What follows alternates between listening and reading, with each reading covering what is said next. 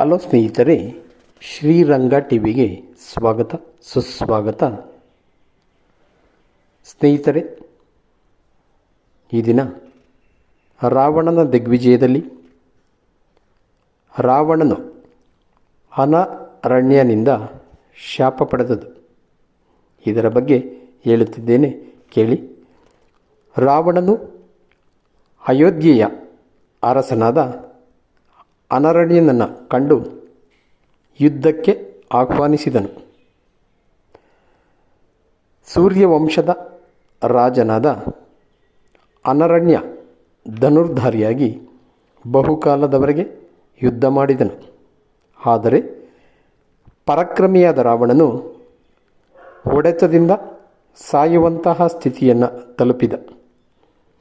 ಅನರಣ್ಯನನ್ನು ನಿಂದಿಸುತ್ತಿದ್ದ ರಾವಣ, ನೀನು ಮೊದಲೇ ಹೇಳಿದ್ದರೆ ನನ್ನೊಂದಿಗೆ ಯುದ್ಧ ಮಾಡುತ್ತಿರಲಿಲ್ಲ, ಸೋಲೊಪ್ಪಿಕೊಳ್ಳದೆ ಹುಳುವಿನಂತೆ ಸಾಯುತ್ತಿರುವೆ ಎಂದು ಹೇಳಿದನು.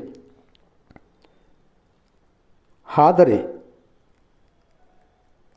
ಅನರಣ್ಯನು ಕ್ಷತ್ರಿಯರಿಗೆ ಯುದ್ಧದಲ್ಲಿ ಸೋಲು ಮರಣವೇನಾದರೂ ಬರಬಹುದು, ಜಯ ಸಿಗಬಹುದು, ಆದರೆ ಕ್ಷತ್ರಿಯರು ಯುದ್ಧದಿಂದ ಪಲಾಯನ ಮಾಡುವುದಿಲ್ಲ.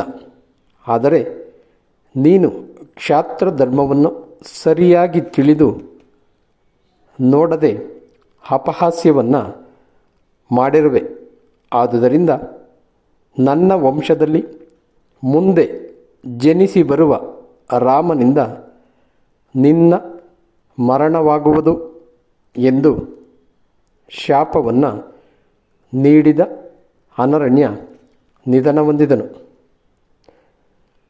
ದೇವತೆಗಳು ರಾವಣನಿಗೆ ಶಾಪ ಬಂದಿರುವುದನ್ನು ತಿಳಿದು ಸಂತಸಪಟ್ಟರು. ರಾವಣನು ಸಾಧಾರಣ ಮಾನವರೊಂದಿಗೆ ವ್ಯರ್ಥ ಶ್ರಮವೇಕೆ ಎಂದು ಚಿಂತಿಸುತ್ತಾ ಆಕಾಶ ಮಾರ್ಗದಲ್ಲಿ ಹೋಗುತ್ತಿರುವಾಗ ಮಹರ್ಷಿ ನಾರದರು ಭೇಟಿಯಾದರು. ನಾರದರು ರಾವಣನ ಶೌರ್ಯವನ್ನು ಹೊಗಳಿದರು.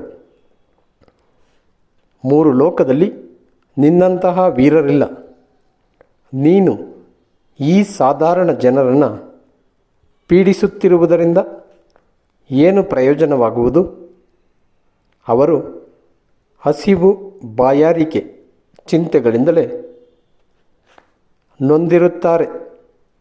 ನಿನಗೆ ಒಳ್ಳೆಯ ಹೆಸರು ಸಿಗಬೇಕೆಂದರೆ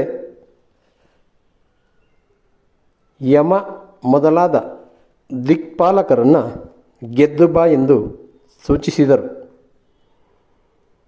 ರಾವಣನು ಸಹ ಮಾನವರನ್ನು ಬಿಟ್ಟು ದಿಕ್ಪಾಲಕರೊಂದಿಗೆ ಯುದ್ಧ ಮಾಡಲು ತೀರ್ಮಾನಿಸಿದನು. ಈಗಾಗಲೇ ಕುಬೇರನನ್ನು ಜಯಿಸಿದ್ದಾಗಿದೆ, ಇನ್ನು ಯಮನನ್ನು ಗೆಲ್ಲುತ್ತೇನೆ ಎಂದು ಯಮಲೋಕದ ಕಡೆಗೆ ಹೊರಟನು. ಆ ಸಮಯದಲ್ಲಿ ಮಹರ್ಷಿ ನಾರದರು ಯಮಲೋಕಕ್ಕೆ ತೆರಳಿ ಲಂಕಾಪತಿ ರಾವಣನು ಯುದ್ಧವನ್ನು ಬಯಸಿ ಬರುತ್ತಿರುವುದನ್ನು ಯಮನಿಗೆ ಸೂಚಿಸಿದನು. ಸ್ನೇಹಿತರೆ, ಧನ್ಯವಾದಗಳು. ಈ ದಿನ ರಾವಣನು ಅನರಣ್ಯನಿಂದ ಶಾಪ ಪಡೆದದು ಇದರ ಬಗ್ಗೆ ಹೇಳಿದ್ದೇವೆ. ಸ್ನೇಹಿತರೆ, ನಮ್ಮ ಶ್ರೀರಂಗ ಟಿವಿ ಚಾನಲನ್ನು ಸಬ್ಸ್ಕ್ರೈಬ್ ಮಾಡಿ. ಜೈ ಹಿಂದ್, ಜೈ ಕರ್ನಾಟಕ, ಜೈ ಶ್ರೀರಾಮ್.